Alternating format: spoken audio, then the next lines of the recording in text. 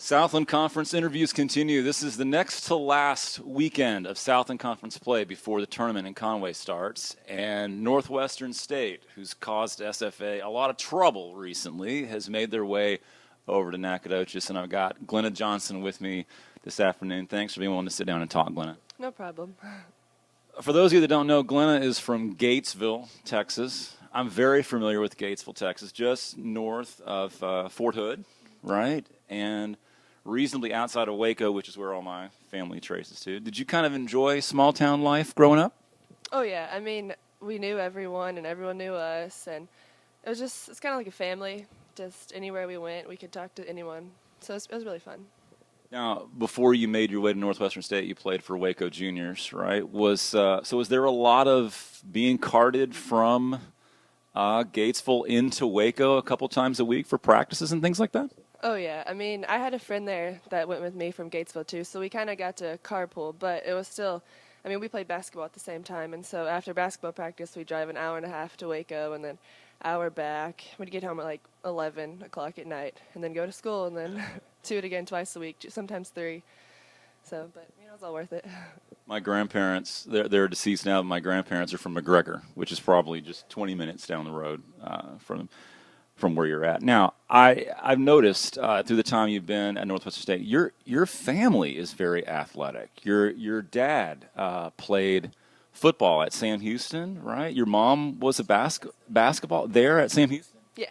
And then your brother plays or played. Is he older or younger than you? He's older. He graduated. Okay, but he played football at Angelo State, right? So what was that like growing up in a family where that had to be very competitive? Oh, yeah. It was always competitive about anything, but it was so fun because, I mean, we always had the support for each other, and they knew what I was going through, and so they could help me with anything. So when the time came to be recruited out of Gatesville, talk me through the process. Who were the first people you made contact with at Northwestern State? And did you make several campus visits, or who were the people that kind of got you over to Natchitoches?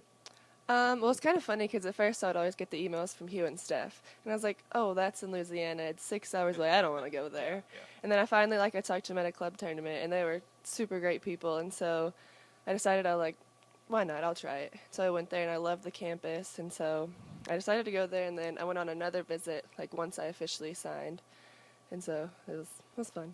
So was there any, at the beginning, I know there is not now because I've seen both your mom and dad big supporters, and we'll talk about them at the end here, but at the beginning, was there any sort of family animosity to go into other Southland school that would be rival to Sam Houston? No, not at all. My dad will always say, oh, I hate Sam Houston now because he's a loyal Demon fan. So you come into this match with 469 career blocks. That's the most among any athlete in the Southland Conference who's active, and it's 8th most. NSU just put this out by Twitter a couple weeks ago. 8th most in the nation among active blockers. What, in your mind, if you were training a younger girl, what makes a good middle blocker? What are the skills that a middle blocker's got to have to amass that kind of production? Just fast feet helps to getting to closing blocks, and knowing the other hitters, knowing where they like to go, and if we need to block line or block cross, and talking to your other blockers too, and seeing where they're going to make sure you're on the same page. Who was it back either here at Northwestern State or high school or club? Who are the people you attribute to being the best teachers, the technical side of blocking? Who taught you those things early on? The last 2 years at Northwestern State, Lindsay, she was our GA, and she was a middle from Alabama, and so she really got it together and taught me everything. And then now here, Sean, he's a big blocker, and so he kind of helps me continue to be good at it. I talked to our own O.J. Olson about this back when she kind of eclipsed a big milestone in that she's just recently reached 2,000 digs. You have never missed a match while you have been at Northwestern State, and that is amazing. I mean, just for illness or nagging injury to play in every match in your career. Talk a little bit about conditioning, maybe the way you eat, the way you prepare, summers. What is it that you attribute never having to step out of the lineup one day? I think I've worked really hard for it, and so I love playing volleyball, and I always want to be out there. Like, I don't think I could ever just sit there and watch. And just going home for summers and over breaks, I trained really hard for it, and just I think loving the game has made me want to play it. During the summer, these past 3 summers, have you spent part of the summer back in Gatesville, or have you spent all of it in Natchitoches? I usually go home for about a month and a half to go home, and I work out with my dad all summer, and then I'll come back in at school. So Dad's still a big workout guy, huh? Yeah, we go to the gym together all summer, and I got him going to the track a few times this summer too. You know, everybody knows the story of last year. One of the real great stories in Southland Conference volleyball history. You know, rise from the ashes, Northwestern State. You know, when you see the film from last year, the photos, the conference championship with all y'all on the court, and of course, you know, I saw that firsthand sitting there. You know, you see the pictures of the seniors last year: Stacy, Mackenzie, Keely, EJ, and Vanessa. Are you kind of okay with being out of the limelight? Because those girls got a lot of attention. You get a lot now, but does it kind of fit your personality to let other people kind of be out there in the limelight? Yeah, I think I'm okay with it, just because they're good players, and they did a lot for this school, and they were the first recruiting class, and they made history. They're part of the team too, and so I think I'm okay with it, just because I know them and I love them as people and players. Well, each time I talk to them, they mention you. In fact, I went back and last year when Northwestern State came in, we did an interview with Mackenzie over at Starbucks, and I went back and looked at that, and we talked about you then. Does it give you a sense of pride to know that you are part of the group that put Northwestern State volleyball legitimately on the map in this conference? Oh yeah, I take pride in it just because I've worked really hard to be here, and I like people noticing it. You come into this match hitting 373. Usually, and that leads the Southland Conference, by the way. No one has hit over 400 in this conference in 12 years. And usually the leader is about 330.